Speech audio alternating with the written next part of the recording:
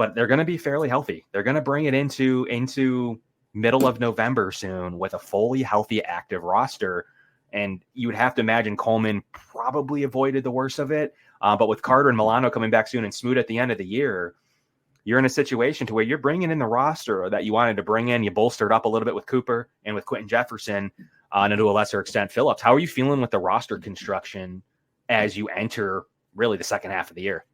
Well, let's break it into three different positions here, because I was a big proponent of these positions right here before the deadline. Defensive line, whether that was edge or defensive tackle, wide receiver, and then safety.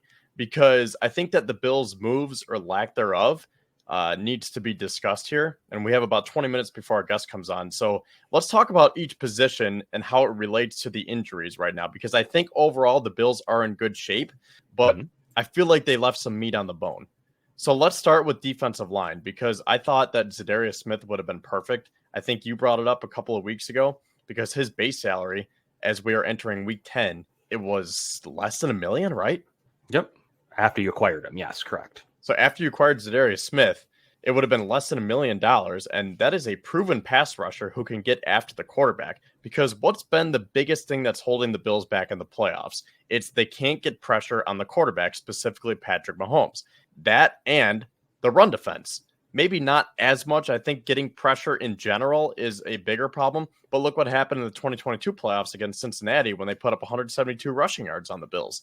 So that's why I wanted to bolster up this defensive line. And I thought that if they want to do it from a pass rush perspective, Zadarius Smith would have been perfect. And this guy has had double-digit sacks multiple seasons with different teams as well. And ultimately, we woke up to the news yesterday that Detroit pulled the trigger on that. I think that's a great move for the Lions, because they miss on Aiden Hutchinson. He's done for the year, and now they just substitute him with Zadarius Smith. So Detroit is going to be a force to be reckoned with for the rest of the year. So then I was like, okay, let's go to plan B here. And I didn't really have that much of a plan B for edge rusher for the Bills, because I tweeted some things yesterday. I tweeted out some trade targets, and people responded with Jadeveon Clowney or Azeez Ojulari. So I was thinking that maybe the Bills could try to pull the trigger on one of those players, but I didn't really think that Clowney fit in with the DNA here that the Bills are trying to organize. It just didn't seem like he was a cultural fit. And that's a two-year deal on Clowney. So next year his cap hit is $9 million. They could probably rework it this year, and it probably could have been tradable. But overall, I just didn't think that Clowney was a fit. So then I was like, okay, if defensive end isn't really that feasible based on the needs and the contracts and just how everything plays out, let's go to defensive tackle. And that's why I'm going to go back to Sebastian Joseph Day, because the reason that I was trying to push the envelope on that is because he's on a 1-year, $4 million contract, and his base salary is just $1.375 million. He's been productive this year with the Titans, and he played next to Von Miller on the Rams defensive line in 2021, while also sharing the same defense with Taylor Rapp. And he has experience at defensive tackle and defensive end. So I thought that could have been a direct replacement for Juwan Smoot. So that's why I was like, if you have to shed a late day 3 pick, then do it, because that could be a very, very nice addition. But ultimately, they didn't do it. So I guess just to punctuate this thought here, Jordan Phillips, nice player, knows the system. You know he's going to give it his all. He relates to the fans very well. Quinton Jefferson, I'd say the same thing about him. I just don't know if it's enough to get over that hump in the playoffs. But I think that, as we mentioned already, the Bills are banking on the health of these players. They're banking on a bunch of these guys to come back healthy. And then you would like to think that once you get Dwayne Carter, hopefully Juwan Smoot back, then you have to make a decision between Phillips and Jefferson. And then at that point, it's like, well, maybe all 4 of these guys can be playing at such a high level that it's such a hard decision to figure out who's actually going to get a game day roster. Yeah, I mean, I think, you have a lot to break down when it comes to, what trades could have been made. The fact that the Bills still haven't really done a ton with the Giants is interesting. Like, I thought that there could have been a play there. The team's bad. They're not around in the wild card race in the NFC. You have 2 teams above you already in your own division. But obviously, Brian Daboll and obviously Shane must have felt like they're kind of on the chopping block. They need to win games. They can't really trade their players, even rentals, for anything that's not going to help them if it's in the future, it needs to be a solid draft choice. They want those players. They ultimately may not be around to see those draft choices. Like at most, Stable's got one more year. So unless the draft choice is high enough to where they can produce next year for him, getting a 6th-round draft choice is just not going to do it for him. And I can kind of see that perspective when you look around the league and these teams don't want to sell. You know why? Because then you're gone. So you're not going to be around to see draft choices. It's not like baseball all the time with rentals and teams get a little bit more leeway in that sport. But in football, like, look, you could be gone mid-season, let alone next year. So you want to keep the best roster you can to win enough at the end of the year to prove that, the team's in the right direction. I definitely think that there's room for that discussion on why somebody wouldn't have made a move. You kind of saw it in Tennessee. You definitely saw it in New York with Ojulari. Look, Ojulari makes a lot of sense to have been moved. He can help a playoff roster right now. No idea on a rental status why you wouldn't trade him. They probably going to hold out and say they wanted a comp pick. I mean, I think they want the player this year. That's more the answer to that situation. But obviously with 5 pass rushers, Solomon and Von Miller behind your starters, and obviously Casey Tuel for special teams, run defense, a couple other things, they felt like they had all the 3 things that they were looking for. They had a pass rush specialist, and Von Miller also played well against the run. You also had, Smoot hopefully coming back at some point, and you have Tuhill who does a little bit of everything, and then a young pass rusher in Solomon. And I could see why behind the 2 starters, why you may not make a move for a pass rusher. And then with Smoot going out, that was the one I was going to be like, well, maybe that could fuel a pass rusher trade. But ultimately, 5 roster spots already allocated, and you're hoping for Smoot back at the end of the year. I just don't think that they're gonna make that thing happen. And defensive line, I think that they're pretty comfortable with their top 3 defensive tackles or starters. And then behind that, I think it was par for the course, which 4th that they rolled out for 2 more weeks before Carter comes back. I just don't think they wanted to use an asset there with linebacker coming back, corner being healthy again, and being in pretty good shape. It just roster spot wise, it just didn't make a lot of sense. The last thing I'll say about this is receiver room. I think that there is a good situation to say that, like, if at all they didn't feel Samuel or Keon Coleman could produce soon, they would have had to have found another receiver. And I think that the news of not getting even a mid-tier guy, a Slayton, even a flyer guy like Hyatt or something like that is a good sign to the fact that the Bills probably feel comfortable that the receivers are going to be definitely full strength after the bye, and probably hoping for Kansas City where there's not going to be any limitations. So they like Virgil a lot, running in jet screens, jet motions, speed and sprint. So they're definitely getting their motion out of that. But ultimately, I don't think that there was a move to be made to use a roster spot on. Don't have an exact update to the Coleman injury. It does look like some type of sprain based on the fact that he got additional testing, and x-ray is pretty clear usually.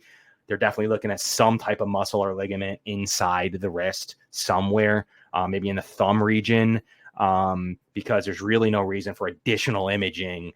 And x-ray is pretty clear. It's pretty clear. You're looking at bone, and it's definitely going to be clear. They wanted another test, a different type of test. So by all accounts, it has to be something sprain related. And if it was severe and you needed surgery, he'd probably be done for 4 to 6 weeks as well. But it's looking like he's going to avoid all that. And McDermott would usually rule him out, hasn't done so yet. I think that he's definitely out this week, but I think that there's a realistic chance for the Chiefs game and definitely for the 49ers game.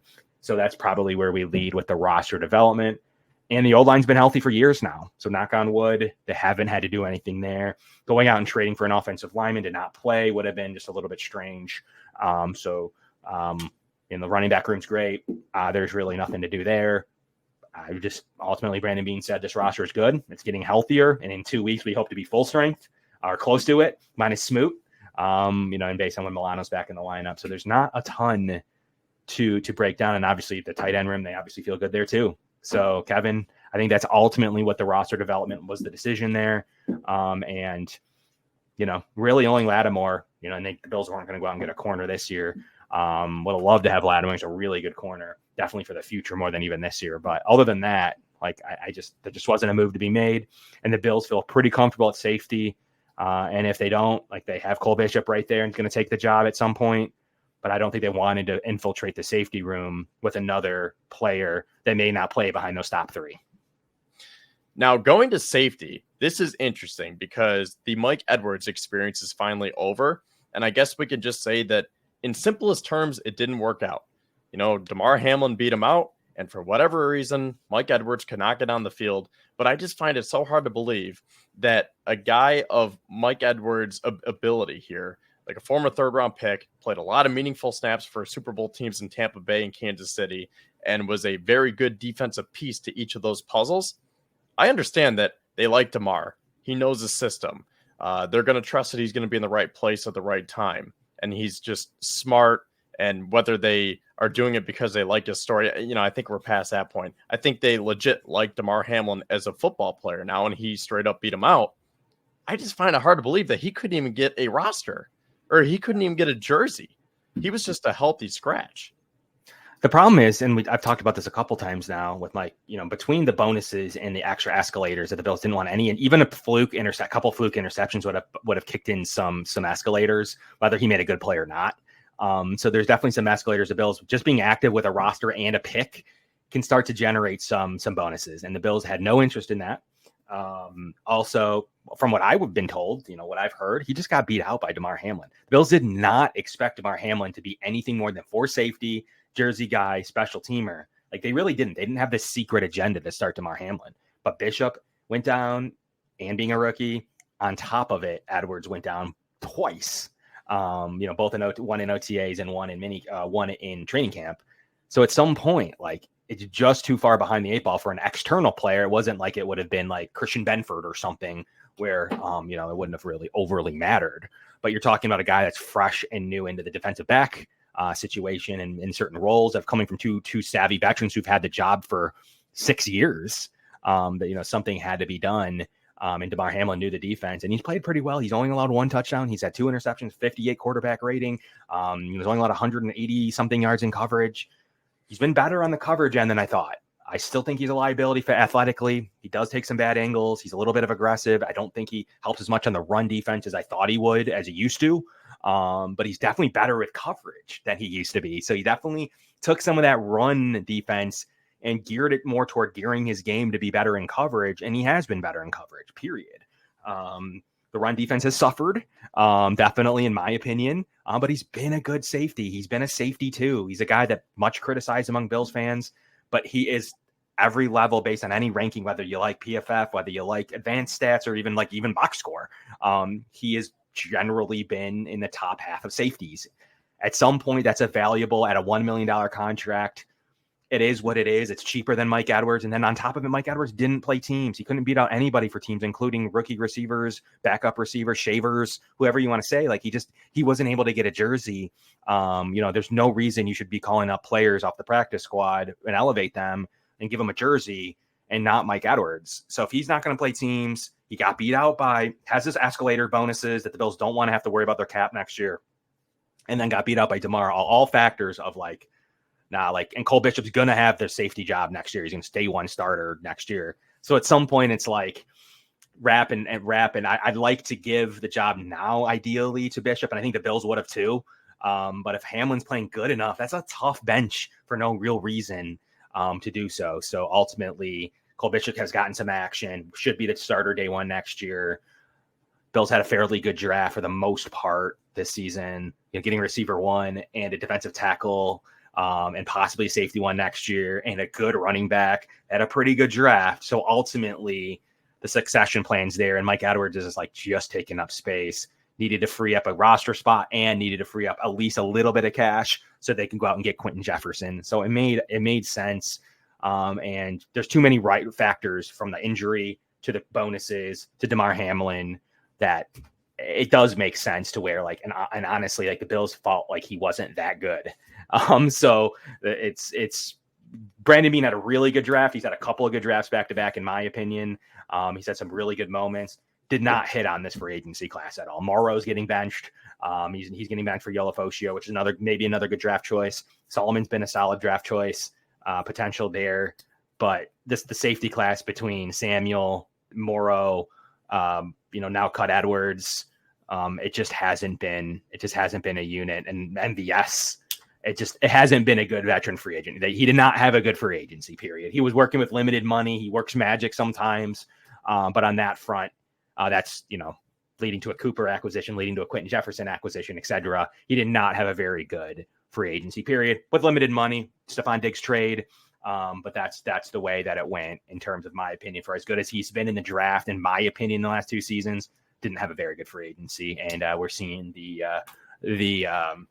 some of that fallout today on the show. So what do you think? Any final thoughts in the roster before we bring on Cody to talk some Colts? Yeah, one final thing I'll say to encapsulate all this. I think that Damar Hamlin I think you can say the same thing about Damar that you can about Jordan Phillips or Quinton Jefferson. They're solid players, right? That's as far as I'll go. They're good. They're not great. The question is, will it be enough to get us over the hump? We've tried this before with Jordan Phillips. He's been on those losing teams. Quinton Jefferson was here in 2020 when the Bills came up short. Damar Hamlin's been part of the Bills when they came up short. So was that enough to really push the needle?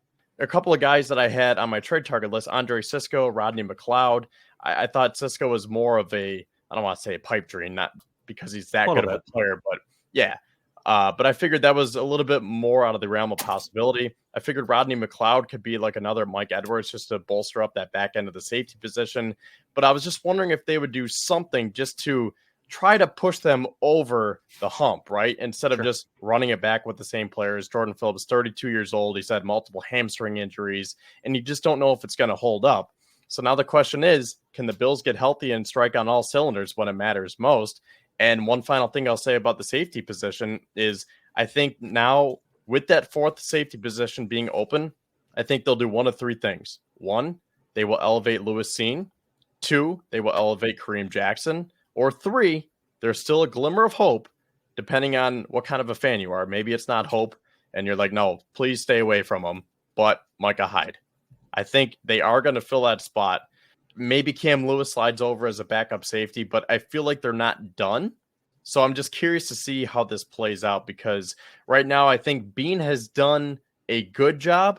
I'm just not sure if it's great.